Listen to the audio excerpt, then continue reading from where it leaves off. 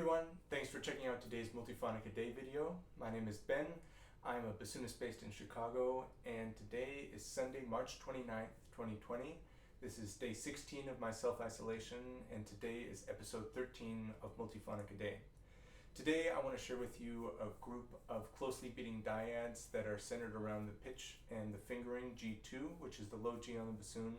And these are all fingerings that I learned from Legno.Edre II, which is a solo bassoon piece by Pierluigi Bellone. I wanted to share them with you as a group because they're closely associated, and I wanted to show ways that you can move in between them by manipulating both your embouchure and your fingering to create really interesting accelerations and decelerations of beating.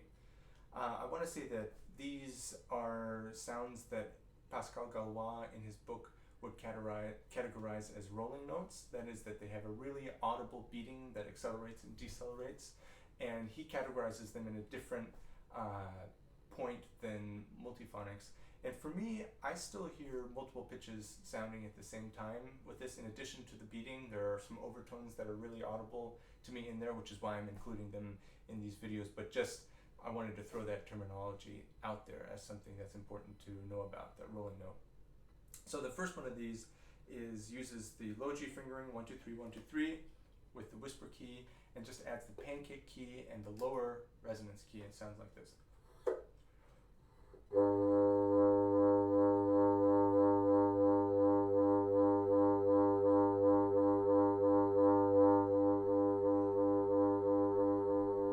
So what's really interesting about this one is just how slow the beating is and how regular it is.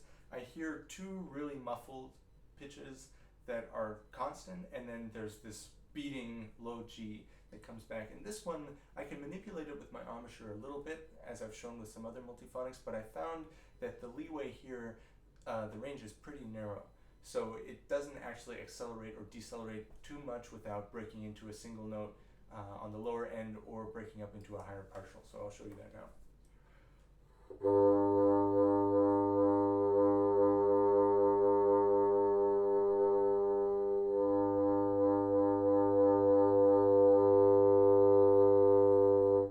About the span of acceleration and deceleration that I'm able to achieve with that specific one.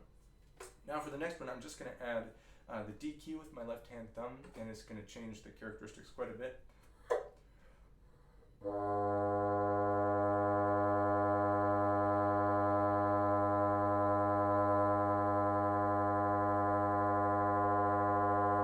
So as you can hear, the upper partials in this multiphonic are a lot more present now, and the speed of the beating is much faster.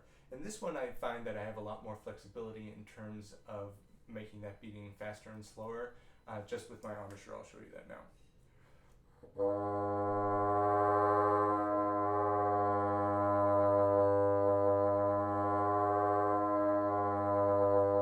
So again, on either end, it starts to break either into an upper partial or into just a single note that's microtonally out of tune G2, but I have a lot more range that I can work with there in terms of the speed of that.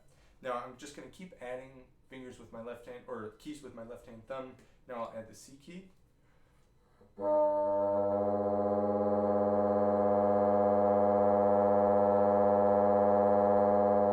And similar thing goes here. It's a little faster. I hear more of the upper partials, and this one isn't quite as flexible with the embouchure manipulation.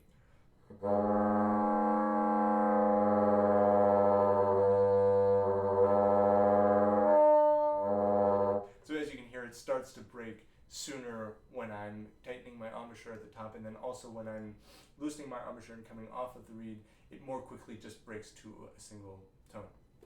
Now I'm going to add the B key with my left hand thumb.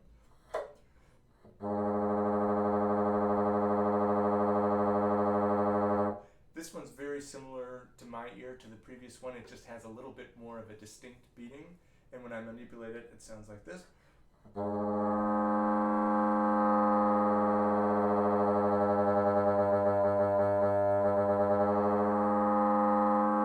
So this one's a little more flexible than just the C key.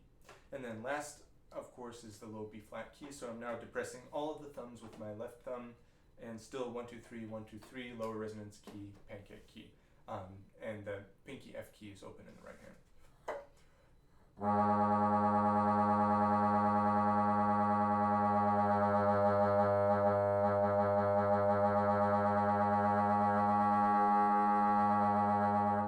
this one's really satisfying, I think. When I loosen my embouchure, it has this really wonderful kind of subwoofer whoa, whoa, whoa, whoa effect that I really like.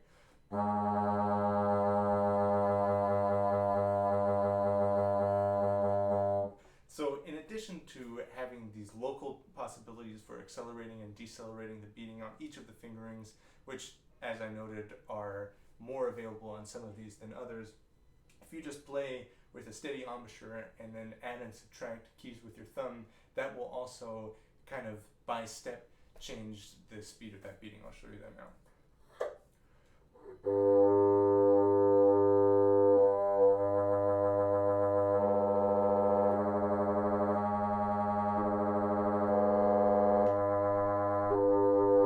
So all I'm doing is just changing the keys with my thumb, and I'm slightly adjusting my embouchure for those fingerings that I know need a little bit more pressure to speak clearly. But that's just a minute adjustment that I'm making, and everything else is coming from the fingerings. And also, of course, because you're closing holes that are all over the bore of the bassoon here, it's also kind of changing, has this panning effect of where the sound is coming out, which I think is a really interesting and beautiful effect. So in his piece Legno.Edre II, Bellone has used these effects really masterfully, I think, combining changing embouchure pressure, changing dynamics, and changing fingerings to explore these variations in this beating around this one pitch in a really captivating way. So I'm just going to play the second line of this piece, which makes use of all the fingerings that I showed you today, so you can hear it in context. Thank you for watching. As always, please leave me your comments and requests and thoughts below, and I'll see you tomorrow with some more multiphonics. This is the second line of Pierluigi Bellone's Legno.Edre II.